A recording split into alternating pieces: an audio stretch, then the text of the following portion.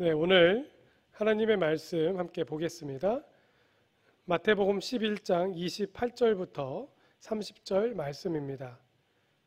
오늘 우리 가정에서 예배를 드리시기 때문에 우리 한 목소리로 읽겠습니다. 28절부터 읽겠습니다. 수고하고 무거운 짐진 자들아 다 내게로 오라. 내가 너희를 쉬게 하리라.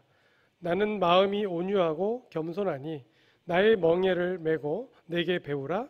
그리하면 너희 마음이 쉼을 얻으리니 이는 내 멍에는 쉽고 내 짐은 가벼움이라 하시니라. 아멘. 네, 오늘 기쁨으로 주님의 멍에를 맵시다 라는 제목으로 함께 하나님의 말씀을 나누겠습니다. 코로나로 인해서 매일 어려운 일상을 지내고 있는 성도 여러분 가정마다 하나님께서 보호하시는 은혜가 가득하길 소망합니다. 또 오늘 온라인이지만 수요 기도회를 통해서 기쁜 마음으로 예수님의 멍에를 메고 배우는 성도 여러분 되시기를 바랍니다. 오늘 28절 말씀을 다시 한번 읽겠습니다. 수고하고 무거운 짐진 자들아 다 내게로 오라. 내가 너희를 쉬게 하리라. 아멘. 이 말씀은 믿지 않는 분들에게 예수님을 소개할 때 많이 사용하는 말씀입니다. 매일 삶 속에서 부담 없이 거뜬하게 모든 일을 잘하는 사람은 생각보다 많지 않습니다. 요즘은 어른들보다 아이들이 더 무거운 짐을 지고 사는 그런 느낌을 받습니다. 초등학교 아이들도요, 적어도 2개 이상의 학원을 다닙니다. 그래서 학원을 하나도 안 다니는 학생들은 오히려 친구 만나기가 어렵습니다. 학원에 가야 친구를 만날 수 있기 때문이죠. 또 중고등 학생들은 학교 수업을 마치면 각자 자신이 하고 싶은 다른 활동을 하는 게 아니라 보통은 국어나 영어나 수학 학원을 다닙니다. 밤에 10시부터 밤 12시까지 학원에서 열심히 공부를 합니다. 하지만 시험 기간이 되면 또 엄청난 스트레스를 받습니다. 그래서 학생들 중에는 열심히 공부하다가도 어느 순간 공부를 포기하는 학생들이 있습니다. 직장을 준비하는 청년들은 취업이 너무 어려워서 하고 싶은 많은 것들을 포기하면서 생활합니다. 오직 취업만을 위해서 생활합니다. 특별히 코로나 상황이 되면서 취업이 더욱 어려운 상황이 되었습니다. 그래서 요즘 청년들은 그렇게 환하게 웃는 청년들을 많이 보지 못합니다. 직장을 다니는 분들은 코로나와 같은 이런 상황 때문에 구조조정은 되지 않을까, 혹은 계속 내가 이 직장을 다니는 것이 과연 장래 희망이 있을까, 이런 고민들을 합니다. 사업을 하시는 분들은 사업이 잘 될 때나 또 혹은 사업이 잘 되지 않을 때나 이 마음 한구석에는요, 묵직한 그런 부담감을 가지고 생활을 하십니다. 연세가 드신 분들은 어떻습니까? 건강이나 노후에 대한 걱정을 늘 하고 그러고 생활합니다. 정말 어린 아이부터 어르신들까지 수고함이 없이 그렇게 살아가는 사람은 없어 보입니다. 그런 중에 오늘 수고하고 무거운 짐진 자들에게 쉼을 주시겠다고 말씀하시는 주님의 부르심은 정말 귀가 솔깃해지는 그런 말씀입니다. 영어 성경을 보면 무거운 짐진 자들을 무거운 짐을 가지고 가는 자들, 또 무거운 짐을 운반하는 자들이라고 그렇게 번역하고 있습니다. 예수님은 단순히 무거운 짐을 지고 서 있는 것이 아니라 그 짐을 진 상태로 매일 살아가는 자들을 부르십니다. 삶의 무게에 버거워하는 모든 사람에게 쉼을 주시는 그런 부르심입니다. 이것이 얼마나 좋은 소식입니까? 그런데 이 말씀이 진정한 복음인 것은 특정한 사건이나 문제를 해결해 주시는 그런 부르심이 아니고 그것을 넘어서는 부르심이기 때문입니다. 우선 이 말씀을 들었던 사람들이 누구였는지 아는 것이 중요합니다. 오늘 기록은 마태복음에 기록되어 있는 것인데, 마태복음은 특별히 유대인들을 대상으로 기록한 말씀입니다. 유대인들은 이미 하나님을 알고 믿고 있는 사람들입니다. 그들은 신앙생활을 하고 있었고 대부분 예배와 말씀에 순종하는 그런 사람들이었습니다. 신앙생활을 하고 있던 유대인들에게 예수님이 수고하고 무거운 짐진 자들아 내게로 오라 이렇게 말씀하신 겁니다. 그러니까 세상 사람들은 세상 걱정과 근심 또 이런 것들 때문에 이 말씀이 복음이었지만 하나님을 믿고 생활 속에서 철저하게 율법을 지켜야 됐던 이 유대인들에게도 이 말씀은 복음이었습니다. 왜 그럴까요? 당시 종교 지도자들, 특별히 바리새인들은 사람들에게 율법과 또 이 율법을 세밀하게 규정한 규칙, 또 규정들을 만들어서 이것을 생활 속에서 철저하게 지키라고 얘기했습니다. 십계명을 해석하고 율법을 생활 규칙으로 적용해서 만든 조항이 무려 613가지가 됩니다. 그래서 하나님을 믿는 유대인들이었지만 그들이 하나님을 믿는 이 행위는, 이 신앙은 수고가 되었고 또 율법을 충실히 지키면서 사는 것은 무거운 짐을 운반하는 것 같은 그런 생활이 되어버렸습니다. 특히 종교 지도자들은 율법을 지키면서 자기 의를 드러내고 자신이 탁월한 믿음을 가진 그런 사람임을 자랑하면서 생활합니다. 반면에 사회적 약자, 소외계층 혹은 우리가 성경에서도 읽은 바 같은 생활비 전부를 헌금으로 드렸던 과부와 같은 분들은, 이 가난하게 어렵게 생활하는 분들은 율법을 지키면서 생활하는 이 신앙생활이 무거운 짐이 되어버렸습니다. 예배를 드리고 율법을 지키는 것이 즐거움이 아니라 버거운 상황인 유대인들에게 예수님은 율법에 의해서 수고하고 있는 자들을 초청하시며 내가 쉬게 해주겠다, 그렇게 말씀하시는 것입니다. 예수님께서 말씀을 전하며 다니실 때 수많은 사람들이 따라다녔습니다. 그런데 그 사람들이 예수님을 따라다녔던 이유는 단지 예수님께서 병자를 고치시고 또 수많은 사람들을 이 빵과 물고기를 늘려서 배불리게 먹게 하셨던 그런 기적을, 이적을 보여서 그런 것뿐 아니라 오늘 말씀처럼 율법이라고 하는 이 무거운 짐을 내려놓을 수 있는, 그렇게 내려놓고 기쁘게 신앙생활할 수 있는 그런 말씀을 예수님께서 전해 주셨기 때문입니다. 예수님은 29절에서 이렇게 말씀하십니다. 우리 29절을 다시 한번 함께 읽겠습니다. 나는 마음이 온유하고 겸손하니 나의 멍에를 메고 내게 배우라. 그리하면 너희 마음이 쉼을 얻으리니. 아멘. 예수님께서 말씀하신 가장 중요한 안식, 쉼은 마음의 쉼입니다. 우리가 마음의 쉼을 얻는 방법은 여러 가지가 있습니다. 우리가 기도하면서 원하는 것을 얻으면, 원하는 것이 이루어지면 쉼을 얻을 수 있죠. 더 이상 그것에 대해서 근심하지 않게 됩니다. 또 매이고 꼬였던 인간관계나 어떤 사업들이 풀리면 그것에서 얻게 되는 쉼이 있습니다. 정말 늘 골치 아팠던 관계가 풀리면 우리가 그것 때문에 쉼을 얻죠. 좀 편안하게 잠을 잘 수 있습니다. 하지만 가장 근본적인 쉼은 하나님 안에서 누리는 자유이고 평안함입니다. 이스라엘 백성들에게 하나님이 주시는 평안은 율법이라는 이 엄격하고 철저한 잣대에 의해 무너지기 시작했습니다. 하나님은 백성들에게 말씀을 주시고 쉼을 주신다고 그렇게 약속했는데 오히려 이스라엘 백성들이 율법을 지키면서 그것이 그들을 옥조여 매는 그런 굴레가 된 것입니다. 하나님을 예배하고 신앙하는 그 삶 가운데 기쁨이 있고 평안이 있고 자유함이 있어야 되는데 오히려 그 율법을 지키면서 그들이 자유함을, 평안을 뺏겨버린 것입니다. 예수님은 자신을 엄격하고 무거운 짐과 같은 율법과 비교하면서 말씀하십니다. 뭐라고 말씀하십니까? 29절에 그렇게 말씀하시죠. 나는 마음이 온유하고 겸손하다. 나는 마음이 온유하고 겸손하다. 온유의 사전적 의미는 한자대로 보면 따뜻하고 부드러운 마음입니다. 따뜻하고 부드러움. 헬라어로는 프라이스라고 그렇게 하는데 그 뜻이요, 가까이 하다라는 뜻입니다. 그러니까 예수님께서 유대인들에게 나는 온유하고 겸손하다 얘기했을 때 이 온유라는 뜻은 가까이 하다라는 뜻이라는 거죠.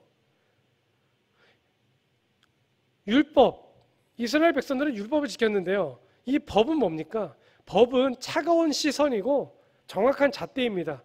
법을 어기면 가족이라도 봐줄 수가 없습니다. 반면에 온유, 가까이 하는 것은 다른 사람과 가까이 했을 때 우리는 따뜻함을 느낍니다. 그리고 가까이 했을 때 그 사람과의 친밀함을 느끼게 됩니다. 예수님은 온유하고 겸손하다 이렇게 말씀하셨을 때 이 온유함은 사람들에게 가까이 가서 친밀함을 주고 따뜻하게 해주는 그런 개념을 전달해 주는 거죠. 거리감을 줄여주는, 율법과는 달리 이제 잣대로 재는 그런 것이 아니라 가까이에서 따뜻함을 전해주는 예수님의 마음을 우리가 이 말씀을 통해서 느낄 수 있습니다. 예수님은 인격적이고 따뜻한 말씀으로 회복을 해 주시겠다 그렇게 약속하시는 것입니다. 예를 하나 들어보겠습니다. 부모님을 너무 좋아하지만 또 부모님을 무서워하는 자녀가 있다고 생각해 봅시다. 이 부모님이 이렇게 얘기합니다. 이 자녀가 학생인데, 얘야, 내가 이번 학교 시험에서 과목당 80점을 넘으면 네가 원하는 뭐든지 내가 다 해줄게. 하지만 만약에 이 과목당 80점을 넘지 못하면 나는 너를 더 이상 내 자녀가 아니라고 생각할 거야. 그러니까 너 열심히 공부해. 알았지? 이렇게 얘기하는 겁니다. 부모님의 말씀을 듣는 이 자녀는 어떤 마음으로 공부하겠습니까? 와, 내가 이제 80점을 넘어서 부모님께 좋은 걸 받아야지. 이런 마음보다는 오히려 두려운 마음이 드는 거죠. 내가 80점을 넘지 못하면 내가 이제 부모님께 내가 자녀라는 그런 인정을 못 받으면 어떻게 하지? 그래서 공부를 할 때 정말 좋은 걸 생각하면서 공부를 하는 것이 아니라 80점을 넘지 못하면 어떡하지? 이런 불안한 마음으로 공부를 한다는 거죠. 유대인들에게 율법은 기쁘고 감사하게 살도록 하는 법이 아니라 이걸 지키지 못했을 때 생각되는 또 마음에 드는 죄책감, 이 또 죄책감 때문에 힘들어하는 모습과 또 다른 사람들에게도 정죄하게 만드는 그런 기준을 제시하는 그런 굴레였던 거죠. 율법의 측면에서 하나님은 판단자이시고 또 거리가 먼 분입니다. 이스라엘 백성이 하나님의 자녀라고는 하지만 율법을 준수해야만 자녀라고 인정받을 수 있는 그런 마음이 들었던 거죠. 그래서 예수님은 율법을 기준으로 살았던, 또 율법을 기준으로 믿었던 신앙은 이제 그만 정지하고 새로운 방식으로 신앙생활을 하라 말씀하신 것입니다. 예수님은 모든 짐을 내려놓고 나의 멍에를 메고 배우라고 그렇게 말씀합니다. 무거운 짐을 내려놓는 것이 끝이면 좋겠는데 예수님은 다시 나의 멍에를 메라고 말씀을 하십니다. 이 말씀이 별로 달갑지 않은 분들이 계실 것 같습니다. 그런데 예수님의 멍에는 율법과 다르게 예수님께서 함께 그 멍에를 메어주신다는 것이 전혀 다른 점입니다. 벌써 시간이 좀 많이 지난 일이지만 제가 아직도 제 아들과 또렷하게 기억이 나는 그런 일이 있습니다. 어쩌면 저와 비슷한 경험을 하신 성도님도 계실 것 같습니다. 아들이 3살 정도 됐을 때 어느 날 일어난 일입니다. 이 아이가 어렸기에 밥을 식탁에서 먹지 않고 식사 때마다 밥상을 차려서 이제 주방에서 거실로 밥상을 옮겼습니다. 그런데 어느 날 3살 배기 아들이 주방에 와서 밥상을 들려고 하는 저에게 얘기합니다. 아빠, 내가 도와줄게. 처음에는 얘기했습니다. 밥상이 무거우니까 아빠가 혼자 듣게. 그렇게 얘기했습니다. 그랬더니 이 아이가 얘기합니다. 아들이 나도 힘이 세서 충분히 들 수 있어. 내가 도와줄 수 있어. 이렇게 얘기합니다. 제가 어떻게 했겠습니까? 무거운 멍에를 거들겠다고 나선 아들의 이 마음을 저버릴 수 없어서 밥상 한 구퉁이를 붙잡게 했습니다. 그래서 저하고 3살짜리 아들하고 같이 밥상을 들었습니다. 이 밥상을 들었는데 저는요, 밥상이 가벼워지기는커녕 오히려 무거워졌습니다. 왜냐하면 아들이 한쪽 밥상을 잡았으니까 혹시나 이게 밥상이 균형이 무너져서 엎어질까봐 더 힘을 꽉 줘서 밥상을 잡고 옮겼습니다. 그런데 밥상을 이제 거실로 옮기고 내려놨는데 이 아들이 자기가 충분히 도움이 되었다고 그렇게 느낀 것 같습니다. 3살짜리 아들이 밥상을 옮기고 나서 굉장히 자랑스럽고 뿌듯한 기쁜 얼굴이 가득한 표정을 지으면서 저를 보고 다시 한번 얘기합니다. 아빠, 내가 도와주니까 좋지, 편하지? 이렇게 얘기합니다. 저는 웃으면서 얘기합니다. 그래, 아주 편해졌어. 그런데 문제가 생겼습니다. 한동안 이 자신의 심을 확인한 아들이요, 밥상을 옮길 때마다 계속 밥상 귀퉁이를 잡고 같이 밥상을 옮깁니다. 그런데 밥상을 옮기고 나서 이 아들의 행동이 너무 좋아 보여서 제가 하지 말라고 말 못했습니다. 너무 행복해 보이는 겁니다. 밥상을 옮길 때마다 행복한 아이의 얼굴을 보게 되었습니다. 예수님께서 나의 멍에를 메라고 말씀하신 것은 율법 대신 새로운 기준의 법으로 살라는 얘기가 아닙니다. 이제부터는 내 삶 속에 예수님이 함께 오셔서 함께 그 멍에를 메고 생활하시겠다는 약속입니다.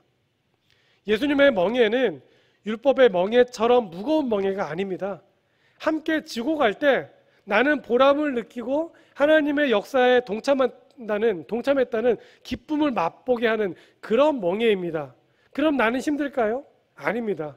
마치 4살짜리 제 아이가 밥상을 옮길 때마다 행복했던 것처럼 예수님의 멍에를 내가 지면 힘든 것이 아니라 오히려 신앙생활하는 것이, 예수님의 멍에를 메는 것이 행복해집니다.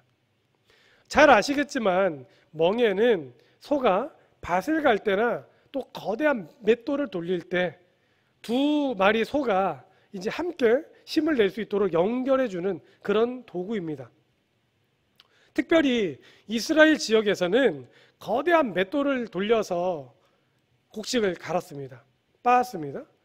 근데 이때 소를 이용합니다. 근데 한 마리만 이 맷돌을 돌리기에는 맷돌이 무겁습니다. 그래서 두 마리 소를 묶는데 원칙이 있습니다. 힘이 세고 또 경험이 많은 소는 바깥쪽에다 맵니다. 그리고 힘이 약하고 경험이 별로 없는 소는 안쪽에 소를 맵니다. 그리고 맷돌을 중심으로 뱅글뱅글 돌게 합니다. 여러분 생각해 보십시오. 맷돌을 돌릴 때 힘이 많이 드는 소는 어떤 소겠습니까? 바깥에 있는 경험이 많은 소가 열심히 이제 맷돌을 돌리면 안에 있는 소는요, 어디로 가야 될지 걱정할 필요가 없습니다. 그냥 묶여있는 멍에대로 가면 됩니다. 그리고 안에 있는 소는 신껏 돕기는 하지만 자기가 지치면, 멍에가 무거우면 그냥 걷기만 해도 됩니다. 왜? 힘센 바깥에 있는 소가 열심히 돌기 때문에 그렇습니다. 주님의 멍에가 그렇습니다. 주님의 멍에는요, 무거운 것이 아니라 쉼을 얻게 하는 멍에입니다. 왜냐하면 내가 힘들고 지쳐서 그 멍에를 못 들 때는 주님이 그 멍에를 힘껏 들어주시기 때문입니다. 주님의 멍에는 주님이 함께 하시는 멍에입니다. 그래서 예수님의 멍에는 주님이 함께 메고 가주시기에 나는 그냥 그저 걸치고 가면 되는, 안심하고 가면 되는 그런 멍에입니다. 그래서 마음에 쉼이 있습니다.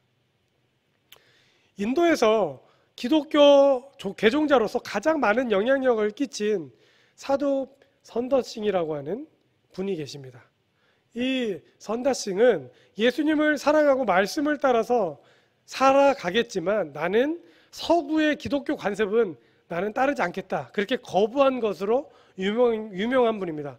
하지만 또 이분이 유명한 것은 인도에서 이만한 믿음을 가진 분이 없기 때문에 이 선다싱에 많은 제자가 생기고요, 또 선다싱의 설교를 듣기 위해서, 또 그의 예수님을 따라가는 삶을 배우기 위해서 전 세계에 많은 분들이 모였습니다.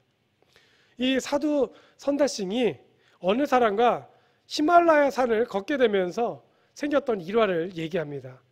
산길을 지나서 다른 마을을 가고 있었는데 이제 길을 가다가 아주 추운 그런 겨울이다 보니까 이 벌벌 떨면서 산길을 가는데 길가에 한 사람이 쓰러져 있는 것을 발견합니다. 선다싱은 같이 가는 동행자에게 저 쓰러져 있는 사람을 같이 부축해서 가자. 그냥 내비두면 저 사람이 얼어 죽을 수도 있다. 그렇게 얘기합니다.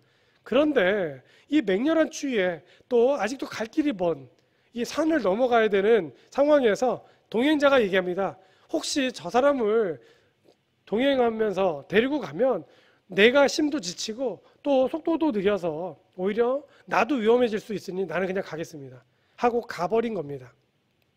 하지만 선다싱은 이 쓰러져 있는 사람을 어깨에 정말 매다시피 엎다시피 부축해서 가기 시작합니다. 이제 그렇게 한 몇 시간을 갔습니다. 그랬는데 한참 산길 가는데 또 한 사람이 쓰러져 있는 것을 봅니다. 놀래서 선다싱이 가서 봤더니 안타깝게도 나는 이 사람을 부축하고 가지 못하겠습니다 하고 먼저 갔던 그 사람이 추위에 떨면서 쓰러져 버린 겁니다. 이 얘기를 선다싱이 사람들에게, 제자들에게 얘기합니다. 그랬더니 한 제자가 질문합니다. 선생님, 정말 그렇게 어려운 일을 겪었는데 선생님, 무엇이 인생에서 가장 어려운 일입니까? 이렇게 물어봅니다. 그때 선다싱이 대답합니다. 인생에서 가장 어려운 것은 지고 갈 아무런 짐이 없는 것입니다. 이렇게 대답합니다. 지고 갈 아무런 짐이 없는 상태가 오히려 가장 어려운 때라고 얘기합니다. 요즘 예수님을 믿는 성도 중에 수고하고 무거운 짐을 내려놓는 것은 물론이고 주님의 멍에도 지지 않으려고 하는 그런 성도들이 있습니다. 제가 봤을 때 일명 가난한 성도라고 얘기하는 분들, 정말 교인이긴 하지만 교회를 나가지 않는 교인들, 이런 분들을 보면 주님의 멍에도 매지 않겠다고 하는 그런 분들 같습니다. 잠깐은 편할 수 있습니다. 하지만 주님의 멍에를 매지 않으면 결국 율법의 멍에를 내려놓고 주님 안에서 새롭게 자기 혼자 멍에를 매는 어처구니 없는 그런 멍에를 매는 일이 벌어지는 것입니다. 여러분, 기쁨으로 주님의 멍에를 매는 성도 여러분 되시기를 바랍니다. 기쁨으로 주님의 멍에를 맵시다. 주님은 이 멍에를 통해서 나와 주님의 삶을 연결하시는 분입니다. 그래서 주님의 멍에를 매면 그때부터는 내 뜻대로 내 힘대로 나가는 것이 아니라 주님의 뜻대로 주님의 힘으로 나가게 됩니다. 주님은 30절에서 이렇게 말씀하십니다. 30절을 같이 읽겠습니다. 이는 내 멍에는 쉽고 내 짐은 가벼움이라 하시니라. 아멘. 주님은 내 짐은 가볍다 이렇게 말씀하십니다. 그러면 주님은 그 전에 얘기했던 이 유대인들에게 얘기했던 율법, 이 율법을 완전히 다 버리신 걸까요? 아닙니다. 주님은 율법의 세부적인 규칙, 또 규정들, 율법에서 얘기했던 그 여러 가지 삶을 옥조였던 그런 굴레는 벗어나게 해주셨지만 주님의 마음으로 새롭게 다시 시작하는 멍에를 매게 하십니다. 예수님의 멍에에서 율법은 어떤 역할을 할까요? 예수님은 마태복음 5장 17절에서 율법에 대해서 이렇게 말씀하십니다. 마태복음 5장 17절 다시 함께 읽겠습니다. 내가 율법이나 예언자들의 말을 폐하러 온 줄로 생각하지 말아라. 폐하러 온 것이 아니라 완성하러 왔다. 아멘. 사족이 붙은 율법. 종교 지도자들이 자신들 생각대로 중하고 가벼운 것을 구분하고 율법을 만들었던, 규칙을 만들었던 그런 율법은 이제 예수님의 말씀으로 정리되었습니다. 하지만 율법을 주신 하나님의 뜻을 예수님을 통해서 이제 완전한 모습으로 바꿔가시는 일을 예수님께서 하십니다. 오늘 말씀을 정리하겠습니다. 첫 번째, 수고하고 무거운 짐을 내려놓으십시오. 세상을 살아가면서 가지고 있는 근심 걱정뿐 아니라 신앙생활을 하시면서 지고 있는 율법적인 짐도 내려놓으시기 바랍니다. 두 번째로 예수님의 멍에를 메고 예수님께 배우십시오. 엄격하고 날이선 율법이 아닌 온유하고 겸손한 예수님의 그 따뜻한 온기를 경험하시고 가벼운 멍에에 동참하시기 바랍니다. 아예 멍에 없이 신앙생활을 하려고 하는 생각을 가지셨다면 버리십시오. 결국 수고하고 무거운 짐을 내려놓고 주님의 멍에를 메지 않으면 다시 다른 멍에를 메는 것과 같다는 것을 기억하십시오. 예수님 안에서 감사가 넘치는 예배, 행복한 신앙생활을 하시는 성도 여러분이 되시기를 주님의 이름으로 축원합니다. 아멘. 기도하시겠습니다.